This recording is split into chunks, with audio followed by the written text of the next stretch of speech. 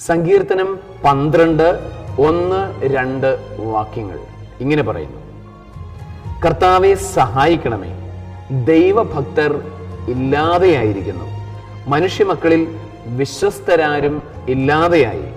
ഓരോരുത്തരും അയൽക്കാരനോട് അസത്യം പറയുന്നു, അവരുടെ അധരങ്ങളിൽ മുഖസ്തുതിയും ഹൃദയത്തിൽ കാപട്യവുമാണ്.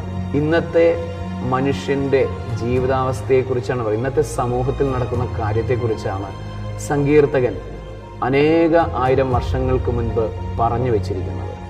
മനുഷ്യന്റെ സ്വഭാവം അന്നും ഇന്നും ഒക്കെ ഒരുപോലെ ആയതുകൊണ്ടാണത്.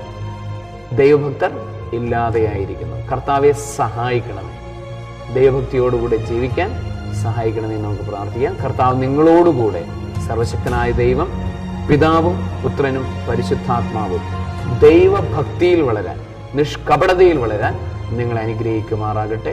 ആമേൻ.